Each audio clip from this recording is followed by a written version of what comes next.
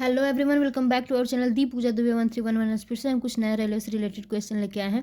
तो वीडियो ज़्यादा लंबा नहीं होने वाला है। वीडियो को बिल्कुल भी स्किप मत करिएगा। सारे प्रीवियस ईयर के इंपॉर्टेंट क्वेश्चन है। और वीडियो थोड़ा सा भी अच्छा लगे तो लाइक करिएगा। चैनल पर नए हो तो चैनल को सब्सक्राइब जरूर कर लीजिएगा। नोटिफिकेशन को ऑन कर लीजिए ताकि आपके पास सारे वीडियो का नोटिफिकेशन आपके पास जाता रहे।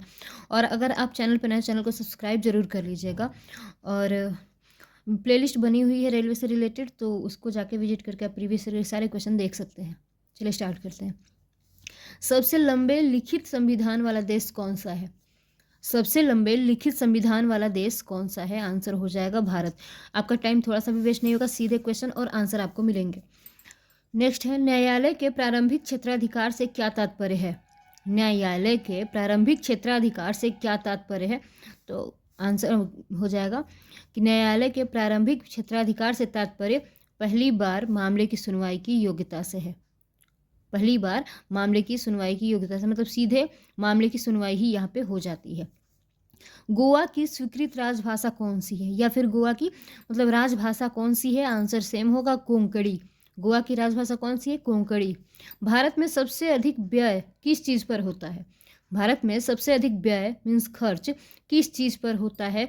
तो आंसर हो जाएगा खाद्य सब्सिडी। भारत में सबसे अधिक व्यय खाद्य सब्सिडी पर होता है। व्यावसायिक बैंक किस चीज़ पर ब्याज देते हैं? व्यावसायिक बैंक किस चीज़ पर ब्याज देते हैं? तो व्यावसायिक बैंक सामान्यतः ब्याज देते हैं किस चीज़ पे? बचत जमा खाते पर, सावधि जमा खाते पर और आवर्ती जमा खाते पर। व्यावसायिक बैंक बचत जमा खाते पर, सावधि जमा खाते पर और आवर्ती जमा खाते पर ब्याज देते हैं। वैश्विक तापन से ध्रुवीय हिमशिखर जब पिघल जाता है तब क्या होता है? तब तटीय और महाद्वीपीय जलप्लावन हो जाता है। यह क्वेश्चन पूछ सकता है कि तटीय और महाद्वीपीय जलप्लावन कब होगा या कब होता है? तो जब भी वैश्विक तापन से ध्रुवीय हिमशिखर पिघल जाता है, उसी के परिणाम स्वरूप तटीय और महाद्वीपीय जलप्लावन हो जाता है। नेक्स्ट क्वेश्चन है, फौलादी लोहा किस के नाम से किसे जाना जाता है? या फौलादी लोहा किसे कहते हैं? तो इस्पात संयंत्र की वात्या भट्टी में उत्पादित होने वाला लोहा, इस्पात संयंत्र की वात्या भट्टी में उत्पादित होने वाला लोहा फौलादी लोहा के नाम से जाना जाता है। उत्प्रेरक परिवर्तक का प्रयोग करके आप कार्बन डाइऑक्साइड वायुमंडलीय उत्सर्जन को मुख्यतः कम कर सकते हैं। उत्प्रेरक परिवर्तक का प्रयोग करके आप कार्बन डाइऑक्साइड वायुमंडलीय उत्सर्जन को मुख्यतः कम कर सकते हैं। जंग से बचने के लिए किसका प्रयोग किया जाता है? किसी चीज़ में, लोहे के चीज़ में जंग न लगे, उससे बचने के लिए क्या किया जाता है?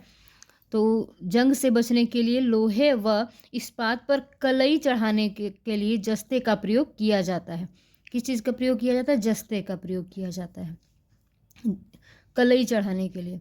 पौधे अपनी पत्तियों में भोजन मंड संग्रहित करते हैं। क्वेश्चन होता है कि भोजन मंड कैसे संग्रहित होता है या फिर पौधे कैसे अपने भोजन को संग्रहित करते हैं?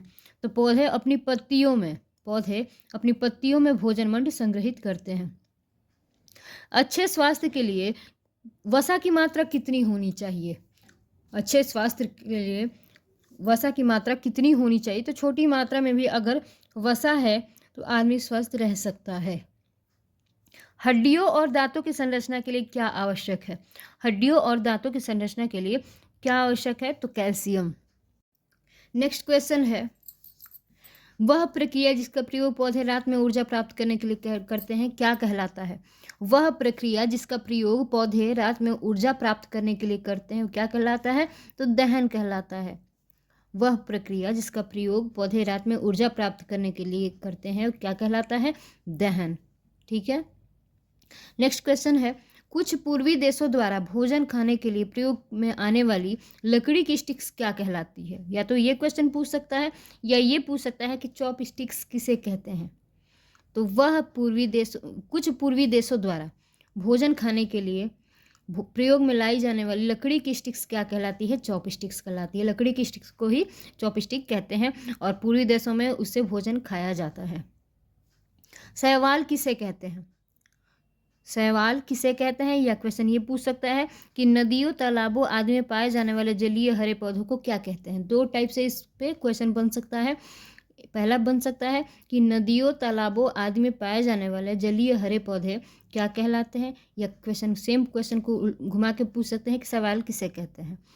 तो ऐसे बताएंगे आंसर कि नदियों, तालाबों आदि में पाए जाने वाले जलीय हरे पौधे को ही शैवाल कहते हैं। आहार नली किसे कहते हैं? आहार नली किसे कहते हैं? तो ग्रसिका एक नली है जो कि आहार नली भी कही जाती है। ग्रसिका एक नली है जो कि आहार नली भी कहलाती है। टीजीवी, टीजीवी क्या है? टीजीवी क्या है? तो टीजीवी विद्युत उच्च गति की ट्रेन है। टीजीवी विद्युत उच्च गति की एक ट्रेन है जो कि फ्रांस में दौड़ती है, मतलब कि चलती है। टीजीवी विद्युत उच्च गति की ट्रेन है जो कि फ्रांस में चलती है।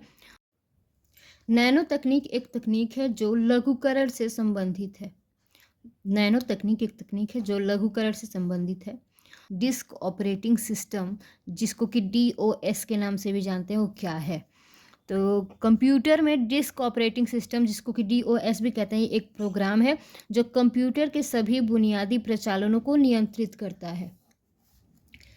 कंप्यूटर में डिस्क ऑपरेटिंग सिस्टम एक प्रोग्राम है जो कंप्यूटर के सभी बुनियादी प्रचालनों को नियंत्रित करता है।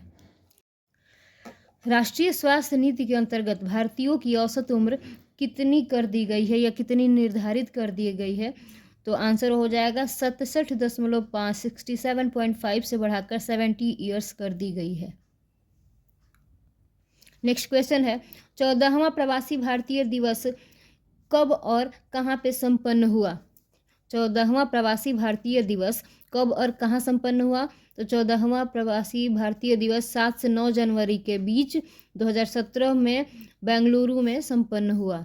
एशिया की सबसे लंबी एवं विश्व की आधुनिक तकनीक से युक्त चिनैनी नासरी टनल का निर्माण किया गया है। भारत हथियारों का सबसे बड़ा क्रेता। भारत क्या है? हथियारों का सबसे बड़ा क्रेता, और अमेरिका सबसे बड़ा विक्रेता है। मतलब भारत जो है वो सबसे ज़्यादा हथियार खरीदता है और अमेरिका सबसे ज़्यादा हथियार बेचता है।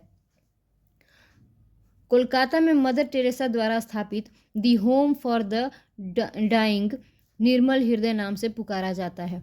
कोलकाता में मदर टेरेसा द्वारा स्थापित the home for the Dying किस नाम से पुकारा जाता है? निर्मल हृदय के नाम से पुकारा जाता है। मानवता की अमूर्त सांस्कृतिक विरासत की प्रतिनिधि सूची में यूनेस्को द्वारा शामिल किया गया है। किसे? मानवता की अमूर्त सांस्कृतिक विरासत की प्रतिनिधि सूची में यूनेस्को द्वारा किसे शामिल किया गया है? तो योग को। तबीयत खराब की वजह से मेरी आवाज़ हो सकता है कि आप लोगों को थोड़ा वो लगे, तो उसको इग्नोर करिएगा, क्वेश्चन पे फोकस करिए। चलिए, भारतीय सेंसर बोर्ड के अध्यक्ष कौन है? भारतीय सेंसर बोर्ड के अध्यक्ष कौन है? प्रहलाद निहलानी। भारतीय सेंसर बोर्ड के अध्यक्ष कौन है? प्रहलाद निहलानी।